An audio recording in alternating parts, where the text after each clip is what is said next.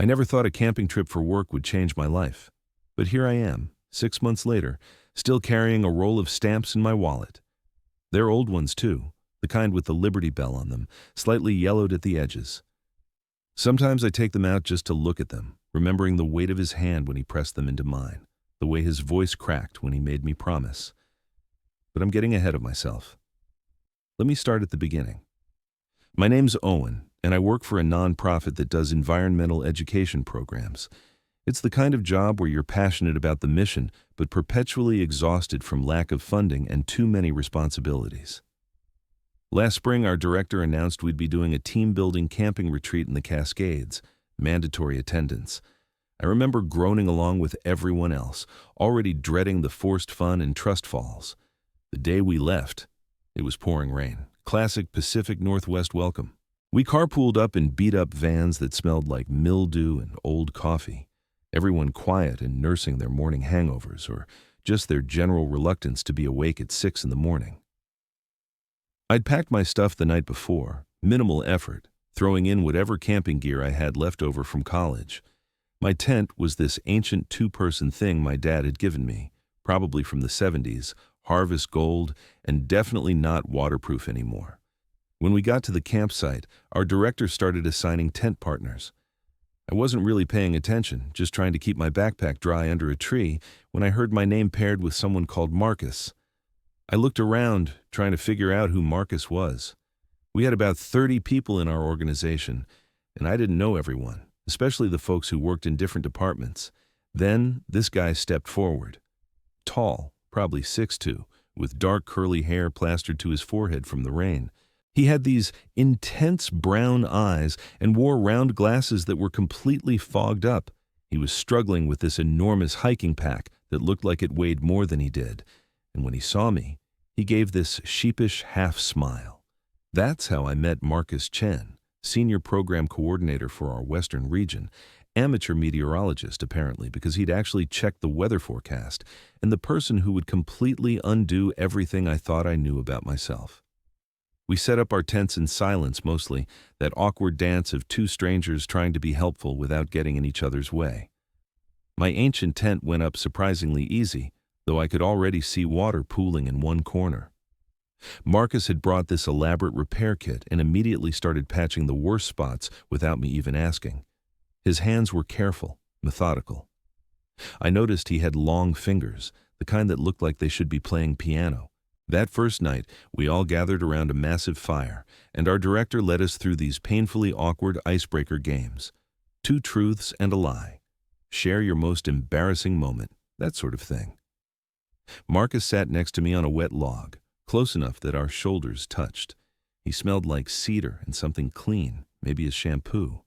When it was his turn, he said he'd once written a letter to every U.S. senator about climate policy, that he collected vintage postage stamps, and that he was afraid of birds. The bird thing was the lie, obviously, except it wasn't. Turned out he really did have this weird phobia of corvids specifically. Ravens freaked him out. I learned he'd been writing letters since he was 12. Not emails, actual handwritten letters. He wrote to his grandmother every week until she died. He wrote to his college roommate who'd moved to Japan. He wrote to his senators, his representatives, companies whose products he liked, authors whose books moved him.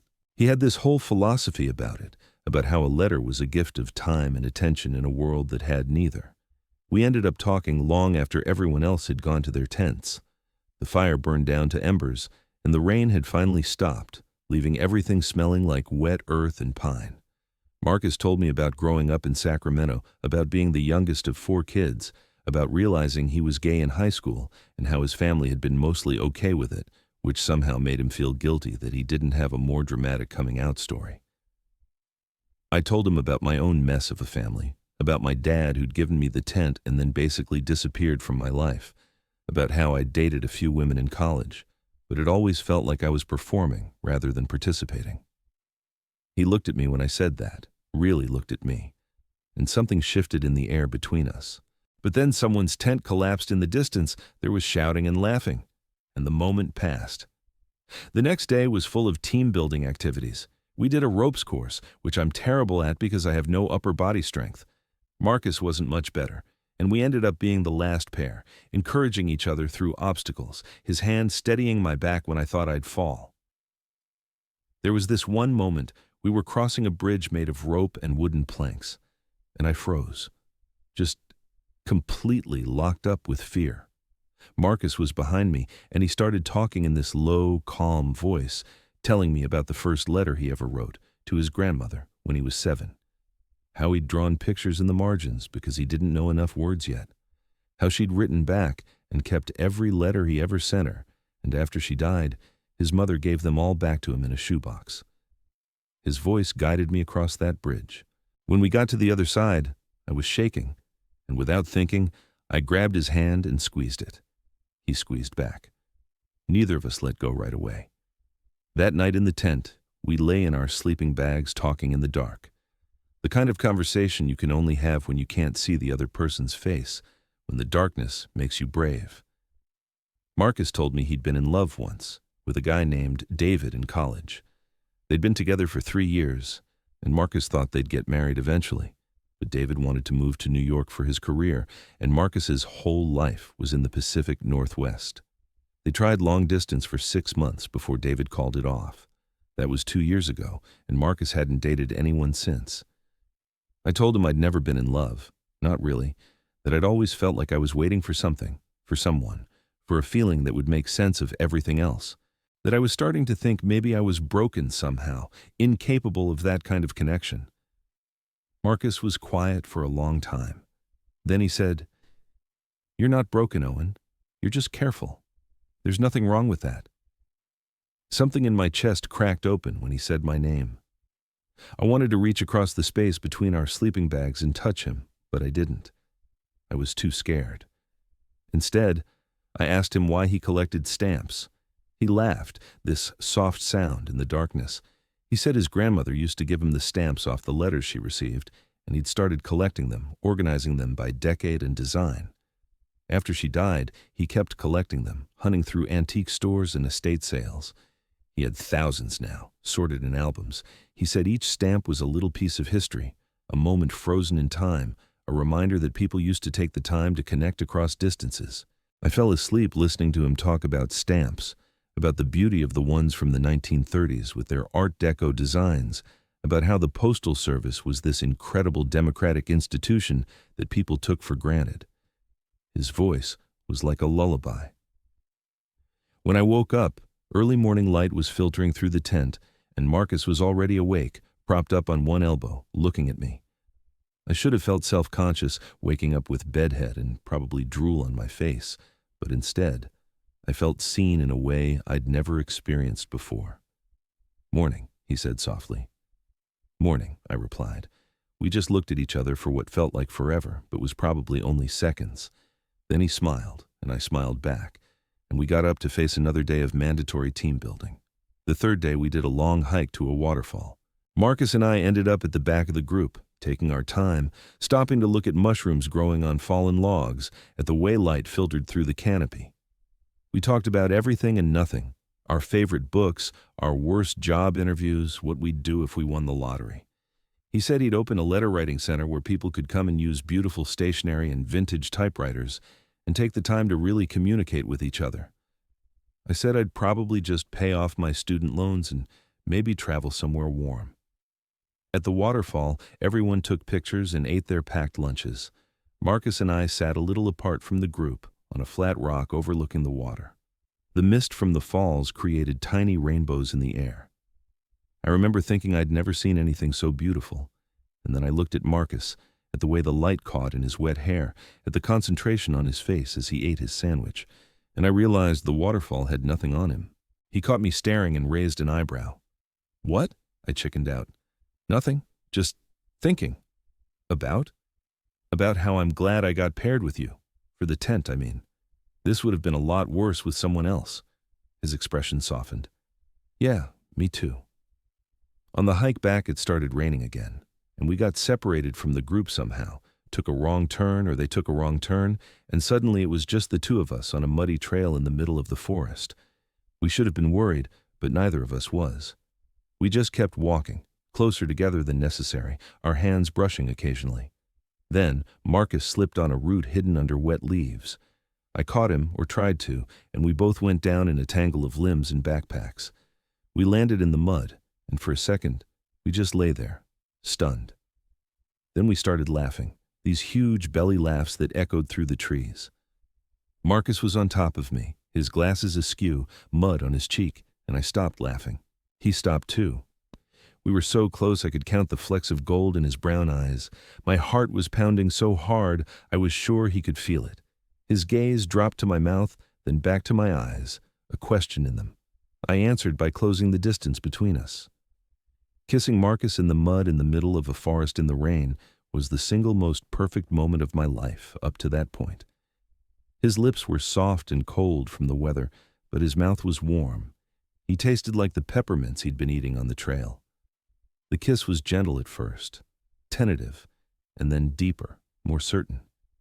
His hand came up to cup my face, his thumb brushing my cheekbone, and I felt like I was falling and flying at the same time. When we finally broke apart, we were both breathing hard. Marcus rested his forehead against mine. "I've wanted to do that since the first night," he whispered. "Me too," I admitted. "I just didn't know it until right now." We kissed again and again, until we were both shivering from the cold and the rain and had to get up and find our way back to camp. We walked hand in hand, neither of us caring about the mud or our wet clothes or the fact that we'd have to explain where we'd been. That last night at the campsite, we lay in our tent, in one sleeping bag this time, holding each other. We didn't sleep much. We talked and kissed and made promises about what would happen when we got back to real life. We worked in the same organization but different offices, him in Portland, me in Seattle. It was only a 3-hour drive, we told each other. We could make it work. We would make it work. Marcus told me about his apartment, about the wall he'd dedicated to his stamp collection, about the desk where he wrote his letters. He made me promise I'd come visit, that I'd let him show me everything. I promised. Then he got quiet, thoughtful. "I want you to promise me something else," he said. "Anything. Promise me you'll write to me. Not texts, not emails, real letters." "Marcus, I'm terrible at writing." "You're not terrible at anything, Owen, and it doesn't matter if it's terrible. What matters is that you do it, that you take the time, that you let yourself be vulnerable on paper in a way that's different from any other kind of communication." "Okay," I said, even though the idea terrified me. "I promise." He kissed my forehead. "Good. Because I'm going to write to you, and I expect you to write back." The next morning, we packed up camp. Everyone was tired and ready to go home, comparing notes about their experiences, already planning happy hours to continue the bonding or whatever. Marcus and I moved around each other with this new awareness, these small touches and looks that felt like secrets. Before we got in separate vans to head back, Marcus pulled me aside. He reached into his pocket and pulled out a roll of stamps, maybe 20 of them, held together with a rubber band. They were vintage Liberty Bell stamps from the 1970s. "These were my grandmother's," he said, pressing them into my hand. "I want you to have them. Use them to write to me. Each one is a promise that you'll tell me what you're thinking, what you're feeling. Deal?" I looked down at the stamps, at this piece of his history he was giving me, and I felt tears prick my eyes. "Marcus, I can't take these. They're too important." "Exactly. Which is why I know you'll use them. You'll keep your promise." I closed my fingers around the stamps and pulled him into a hug, not caring who saw. "I'll use every single one," I promised. The drive back to Seattle felt longer than the drive up. I kept touching the stamps in my pocket, running my thumb over the edges. When I got home to my tiny apartment, I sat down at my kitchen table and tried to write my first letter. I went through 6 sheets of paper before I got something that didn't sound completely idiotic. I told him about the drive home, about how I couldn't stop thinking about him, about how scared I was that this perfect thing we'd found would somehow disappear in the harsh light of regular life. I used the first stamp, kissed the envelope like I'd seen people do in movies, and dropped it in the mailbox on my corner. 3 days later, I got his first letter. His handwriting was beautiful, neat and flowing, the kind that looked like calligraphy. He wrote about missing me, about already planning his visit to Seattle, about a project at work that was driving him crazy. He wrote about the ordinary details of his life in a way that made them feel extraordinary. At the end he wrote, I think I'm falling in love with you, Owen. No, scratch that. I know I am.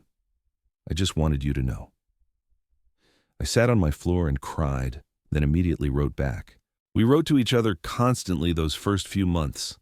I got better at it, stopped overthinking every word, started just letting myself be honest on the page. Marcus was right about letters being different. There was something about the physical act of writing, of choosing paper and pen, of sealing an envelope, that made me more thoughtful, more vulnerable than I'd ever been in texts or emails, or even face-to-face conversations. We saw each other every other weekend, alternating between Seattle and Portland. We went to museums and bookstores and farmers markets. We cooked dinner in each other's kitchens and fell asleep on each other's couches. We met each other's friends, navigated each other's routines, learned each other's quirks and habits, and through it all, we kept writing letters. I used all 20 of his grandmother's stamps over those 6 months. Each one felt precious, a piece of the promise I'd made. When I used the last one, I felt this pang of loss, like I was closing a chapter. I told Marcus this in the letter, said I didn't know what I'd do without them. His response came 2 days later. Inside the envelope was another roll of stamps, these ones from the 1950s, with American flags and eagles. The letter said, "You didn't think I'd let you off the hook that easily, did you? These were also my grandmother's. I have plenty more where these came from. You're stuck with me, Owen. Might as well keep writing." That was 3 months ago. Now I'm sitting at my desk in my Seattle apartment, and Marcus is asleep in my bed. He moved up here last month, got a transfer to the Seattle office. His stamp collection takes up an entire wall in our bedroom now, organized in albums, each one a little piece of history. He still writes me letters, even though we live together, leaving them on my pillow or tucked into my lunch bag. I still write back, using the stamps he gives me, keeping my promise. Tomorrow we're going back to the Cascades, just the two of us this time, to the same campsite where we met. I'm bringing my dad's old tent, the Harvest Gold one that Marcus patched up. We're going to hike to that waterfall, to the spot where we first kissed, and I'm going to ask him to marry me. I've already written the proposal out as a letter, using the last of the 50s stamps. It's in my backpack, waiting. I'm terrified and excited, and so full of love I feel like I might burst. A year ago, I thought I was incapable of this kind of connection. Now I can't imagine my life without it, without him, without the weight of stamps in my wallet and letters in my mailbox and this person who saw something in me I didn't know was there. Marcus stirs in the bedroom, calls my name softly. I put my pen down and go to him crawling into bed, into his arms. He mumbles something about me staying up too late, kisses my temple, pulls me closer. I breathe in the cedar smell of him, feel his heartbeat against my back, and think about promises. The ones we make to others, the ones we make to ourselves, the ones that change everything. I'm so glad I kept mine.